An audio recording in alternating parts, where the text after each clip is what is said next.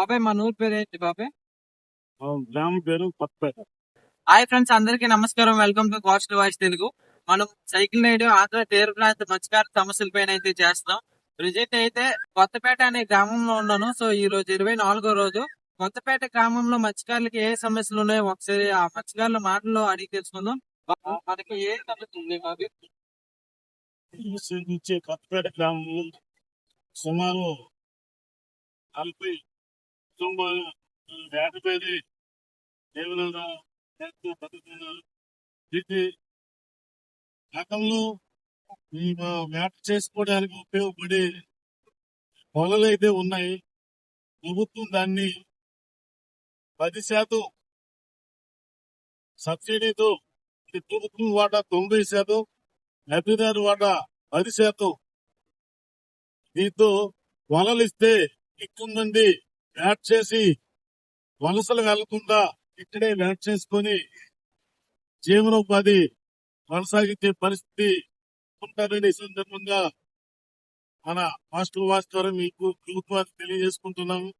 అలాగే ఆ మత్స్యకారులు వేట చేసుకుని వచ్చిన తర్వాత వలలు భద్రపరుచుకోవడానికి, అలాగే వలలు అల్లుకోవడానికి, మత్స్యకారులు కాస్త విశ్రాంతి తీసుకోవడానికి ఈ మన తీర ప్రాంతంలో ఒక బ్రహ్మాండమైన విశ్రాంతి భవనాన్ని ఈ ప్రభుత్వం ఏర్పాటు చేయాలని ఈ సందర్భంగా ఈ పోస్ట్ వాయిస్ ద్వారా మీకు ప్రభుత్వానికి తెలియజేసుకుంటాను.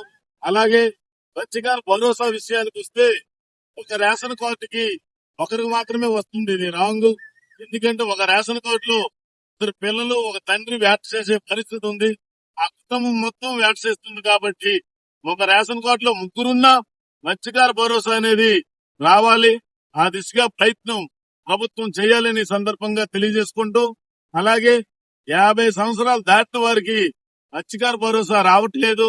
50 సంవత్సరాలు దాటిన వారే చాలా మంది వేటకు వెళ్తున్నారు. వాళ్ళందరికీ పెన్షన్ వస్తుందని చెప్పి మత్స్యకార భరోసా ఇవ్వట్లేదు. అలా కాదు, పెన్షన్ తో పాటు మత్స్యకార భరోసాను కూడా ఇప్పించాలని ప్రభుత్వానికి మేము డిమాండ్ చేస్తున్నాము. అలాగే ముఖ్యంగా కేరళ, ముంబై, తమిళనాడు, వేరే రాష్ట్రాల్లో ప్రతి 20-30 కిలోమీటర్లకి ఒక జట్టీని ఏర్పాటు చేసి అక్కడే బ్రహ్మాండమైన వేటను కొనసాగిస్తున్నారు. మన ఆంధ్రప్రదేశ్ కు వచ్చేసరికి ఈ హార్బర్లు చాలా తక్కువగా ఉన్నాయి. మాకు దగ్గరలో ఉన్నటువంటి ఇటు మంచినీళ్ళపేట అయితేనేమి, ఇటు భావనపాడు అయితేనేమి, ఇక్కడ హార్బర్ ను ఏర్పాటు చేస్తే అందరు కూడా బోట్లు చేసుకుని ఇక్కడే వేట కొనసాగించి ఈ కుటుంబాలను పెంచుకునే పరిస్థితి కలుగుతుందని మా భావన. మా ప్రాంతం అంతా కూడా ఎక్కడో వలసలు గుజరాత్, గోవా, బొంబాయి ఇలా వెళ్ళిపోతున్నారు. చాలా ఇబ్బందులు పడుతున్నారు. కాబట్టి ప్రభుత్వం వెంటనే హార్బర్లను మంజూరు చేయాలని ఈ సందర్భంగా కోరుకుంటున్నాం. మా సమస్యలన్నిటి కూడా ఈ పోస్టల్ వాయిస్ ద్వారా ప్రభుత్వానికి తెలియజేయడానికి సోదరుడు ఇచ్చాపురం నుండి నెల్లూరు వరకు ఆ తీర ప్రాంతం అంతా ఎన్ని గ్రామాల్లో తిరుగుతూ మా మత్స్యకారులతో కలిసి మా యొక్క సమస్యలను ప్రభుత్వం దృష్టికి తీసుకువెళ్లడం చాలా సంతోషంగా ఉంది. మేము గర్వపడుతున్నాం. ప్రభుత్వం ఈ పోస్టల్ వాయిస్ ని పూర్తి స్థాయిలో అంగీకరించి మా అందరికి సమస్యలు లేకుండా మా బ్రతుకులు వెలుగులు నింపేటట్లు మాకు చేయాలని సందర్భంగా తెలియజేస్తుంటూ, అలాగే రాజకీయాల్లో కూడా మత్స్యకారులకు తగిన ప్రాధాన్యత ఇవ్వాలి. వాడపల్లి కార్పొరేషన్ ఏర్పాటు చేయాలి. మా సమస్యలు ప్రభుత్వానికి తీసుకెళ్లి నాయకులకు తయారు చేయాలి.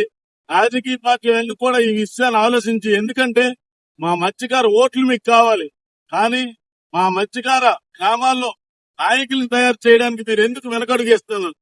మా మత్స్యకారుల్లోనే ఒక రాజకీయ నాయకుడు ఉంటే మా సమస్యలు అసెంబ్లీ, కౌన్సిల్ దృష్టికి వెళ్లి సమస్యలు పరిష్కారమయ్యే దిశగా ఈ నాయకుల ద్వారా ఉంటుందని మరోసారి తెలియజేసుకుంటూ ధన్యవాదాలు. బాబాయ్, ఇంకా మనకి ఏమైనా సమస్యలు ఉన్నాయా మా ఊళ్ళో? అయితే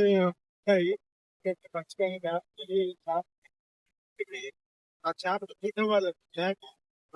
కూర తింటే ఆ టైం ఉంటే కానీ కోల్డ్ స్టోరేజ్ కావాలి, అలాగే ఐస్ బాక్స్ కూడా కావాలి ప్రభుత్వానికి. ఏంటంటే ఇక్కడ అంటే మార్నింగ్ 3 o'clock 4 o'clock అనమాట లెగిసి అయితే వేటకి వెళ్తారు. ఎంతో కష్టంతో అలా దాటుకుంటూ వెళ్తారు అనమాట. దాటుకుంటూ వెళ్ళాక అక్కడ పడిన చేపల్ని ఒడ్డుకి తెచ్చేటప్పటికి అంటే చేపలను కొనే సౌకర్యం లేకపోయినా సరే వాళ్ళు వచ్చే కొన్ని టైంకి కొన్ని చేపలు అనేవి పోతున్నాయి. అలా పోవడం వల్ల మేము వెళ్ళిన కష్టానికి మాకు ఫలితం అయితే దక్కట్లేదు. కోల్డ్ స్టోరేజ్ మాకు ఏర్పాటు చేశారంటే వాళ్ళు ఏ టైంకి వచ్చినా సరే ఆ చేపల్ని కోల్డ్ స్టోరేజ్ లో నిల్వ చేసుకొని మేమైతే గిట్టుబాటు ధరలకు అమ్మగలం. మేము వెళ్ళిన ఆ కష్టానికి మాకు ఫలితం కూడా ఉండదని మా మత్స్యకారులం అయితే మీకు తెలియజేస్తున్నాం. సో ఇది కూడా మీరు దృష్టిలో పెట్టుకొని మా ప్రతి ఒక్క మత్స్యకార గ్రామానికి కోల్డ్ స్టోరేజ్ ని ఏర్పాటు చేస్తారని మేము గవర్నమెంట్ ని కోరుకుంటున్నాం. మరి మేము ఏ పొచ్చామన్నా 4 గంటలకి వంట చేస్తుంటే గొప్ప కూడా మీరు బాగుందని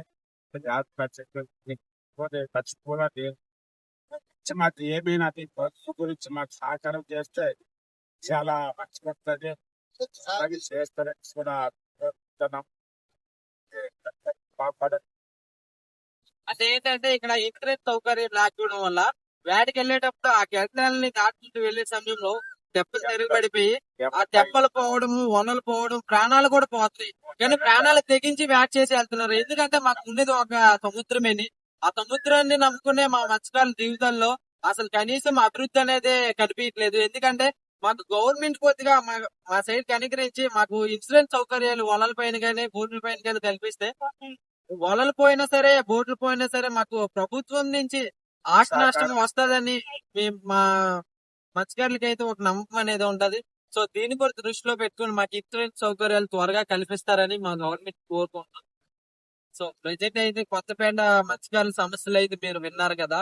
సో ఈ సమస్య ఓన్లీ మత్స్యకారులదనే అనుకోకుండా ఈ వీడియో చూసిన ప్రతి ఒక్కరూ ఈ సమస్య అనుకొని ప్రభుత్వం దృష్టికి వెళ్లేలాగా ప్రతి ఒక్కరైతే ఈ వీడియోని అయితే షేర్ చేయండి. మీరు షేర్ చేయడం వల్ల మా మత్స్యకారుల ప్రాణాలను సేవ్ చేసే వాళ్ళు అవుతారు. ఎందుకంటే ఇది ఓన్లీ అంటే నేను ఎన్ని గ్రామాలకు వెళ్ళానో ప్రతి ఒక్క గ్రామంలో ఇదే చెప్తున్నారు అనమాట.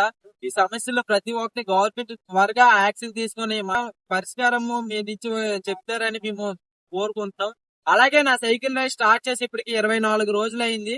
24వ రోజు నేను కొత్తపేట అనేది కంప్లీట్ చేసి రేపు 25న దేవులంతాడ అనే గ్రామంకి అయితే వస్తున్నాను. సో రేపు మొత్తం అక్కడే స్టే చేసి ఆ ఊర్లో కూడా ఏ సమస్యలు ఉన్నాయో ఇలానే ఆ మత్స్యకారులకు అడిగి తెచ్చుకుందాం. సో మీరు ప్రతి ఒక్కరూ ఆ సైకిల్ రైడ్ నేను ఇంకా నెల్లూరు వరకు అయితే నేను చేస్తున్నాను. మీరు ప్రతి ఒక్కరు costly voice Telugu YouTube channel ని సబ్స్క్రైబ్ చేసి ఇన్స్టాగ్రామ్ పేజ్ ని కూడా ఫాలో చేసి ఇంకా ముందుకు తీసుకెళ్తారని మిమ్మల్ని అందరినీ కోరుకుంటున్నా. Thank you for all.